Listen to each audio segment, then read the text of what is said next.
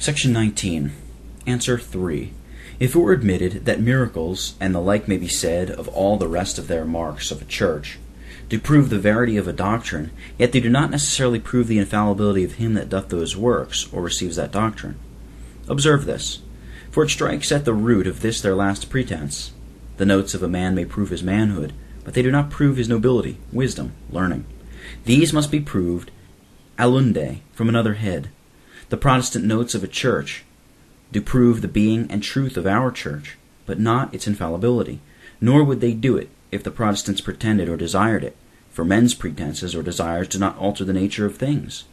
I say the notes do prove the church's verity, but what are the privileges of that church so constituted in being, and whether infallibility be one of them, that is another question, and the resolution of it must be fetched from another topic. Now that this is so, I shall plainly and briefly, and, if I mistake not, undeniably prove.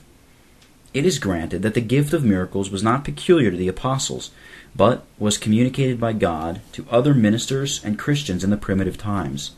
Either then they must say that every such minister and Christian singly considered was infallible, which no man ever yet was so impudent to assert, or confess that miracles are no such sufficient evidence of infallibility.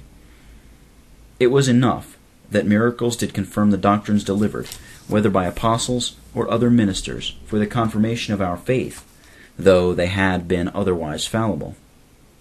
But if they will do that which never man did, that is, assert the infallibility of every such worker of miracles, then not only the Pope and councils and Catholic Church are infallible, but also Xaverius, the Jesuit, of whose miracles they tell us so many fine stories, though he himself in his epistles speaks not a syllable of them, and bewails the want of the gift of tongues, a miracle, if any, most necessary for the conversion of the Indians. I say, if their own relations of these miracles may be credited, he must be infallible. And so here is another article of the Popish Creed. For besides the infallibility of the Church, Pope, or Council, here is the infallibility of the Jesuits. Non equendum invito mirar magis. Yet farther, if miracles were solid proofs of infallibility, yet they prove it only in such persons as do them. Pepe nec serrator nec mitirator. Why should the miracles of Gregory of Nazianzen prove the infallibility of the Bishop of Rome? Or how come the miracles of the Thundering Legion to prove the infallibility of the Thundering Church of Rome? Or by what magical art do those miracles, which left poor Bernard, that did them, fallible, pass over to Rome and render his holiness infallible? The Jewish Church was not therefore infallible, because the prophets who wrought miracles amongst them were thereby proved infallible, nor do the papists assert the infallibility of that church by virtue of such a privilege belonging to those prophets, but only because of that promise of the high priest in Deuteronomy 17. In the like manner, if their narrations concerning the miracles of St. Francis, St. Dominic, etc., and if it were farther granted that such miracles did prove their infallibility, yet this would no way prove the infallibility of the Romish Church in which they were done. So, in diverse respects, you see the argument falls to the ground. Section 20. Answer 4. Miracles are so far from proving the infallibility of the persons that do them, that they do not so much as prove the verity of doctrines delivered by them. That miracles have been done, or at least such things as the strictest observation of common prudence could distinguish from miracles, by heretics, yea, by pagans, is confessed by the papists themselves, and evinced by the known examples of Vespasian, who cured a blind man, as Baronius himself acknowledgeth, and all historians relate, and Apollonius Tinius, and others. You may see how this troubles Cardinal Bellarmine, that he is forced to this answer, that the devil had possessed the eye of that man, that he might seem to cure when he ceased to hurt. Mutato nomine de te fabula, narrator. For so whatsoever miracles are done or pretended by the papists for confirmation of the doctrines of devils, and such are all repugnant to Scripture, and two of their doctrines are particularly so called, 1 Timothy 4, verses 1 through 3, may as well be said to be done by the collusion of the devil. And yet, by the way, this is no blemish to God's providence to permit such miracles, but an act of his wise counsel and righteous judgment, that those who will not be won by the word, and those glorious, abundant, and evident miracles done in the confirmation of it, may be hardened by other miracles, which, though far short in number, and commonly less notorious for observation, and less beneficial for use, God permits to be done, and justly may, having forewarned the world of such impostures, and forestalled the minds of men with such clear eradications of his truth, and such illustrious glory of miracles, that in comparison of them, the following wonders were no more than the glimmering light of a glowworm to the splendor of the sun in his meridian, of which we have eminent instances in the wonders of Jannes and Jambres, after Pharaoh had hardened his heart against the word of God and his glorious works, and afterwards in the wonders of Apollonius Tynius, when men had wickedly rejected the offers of grace by Jesus Christ, and resisted the glorious light of his most excellent doctrine and inimitable works. To make this more clear, I shall show it under the hands of the greatest champions of the Romish Church. Estheus writes thus: "The fathers and historians do everywhere witness, so that here you may have a multitude of testimonies in one, that true miracles may be done without the church by false prophets, heretics, and schismatics." And he quotes among other witnesses Hilary and Austin and Gregory the Great, a pope and therefore infallible in this assertion. And a little after he doth so positively assert our doctrine, and so strongly batter down the pillar of the papacy, that if you did not know the author, you would judge him to be an absolute Protestant in that point. For after he had said that wonderful works may be done by heretics and devils in confirmation of false doctrine, he adds, "But against this deceit Christ hath forewarned his faithful ones, saying, Do not go forth, do not believe." It is to be noted that he doth not say, "Examine diligently whether they be true miracles," for the principal confirmation of the faithful ought to be doctrine of the church of old, confirmed by Christ and his apostles by undoubted miracles. And Maldonet, though as seldom guilty of ingenuity as most I have read, is forced to confess that Hiram, Chrysostom, Euthymus, and Theophylact do prove by many examples that true miracles may be done by unbelievers.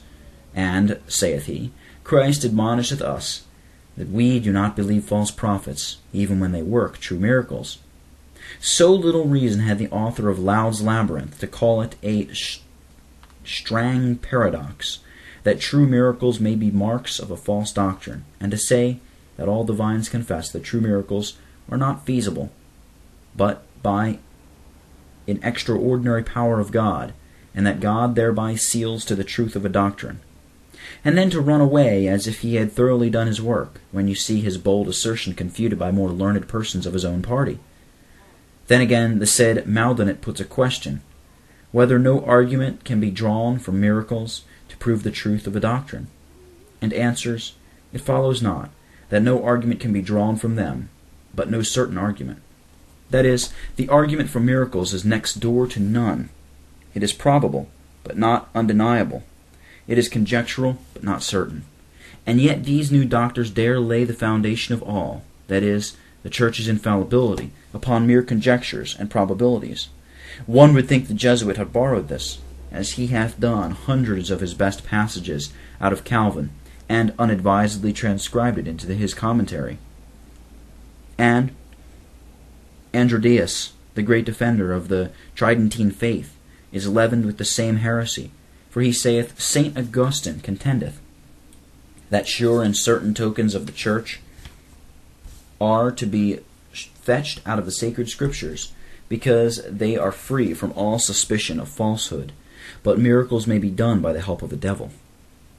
And Gregory de Valencia tells us plainly that miracles of themselves do not beget infallible certainty of the truth of a doctrine and church, but, on the contrary, the true and lawful church gives us assurance of the truth of miracles, as St. Austin shows.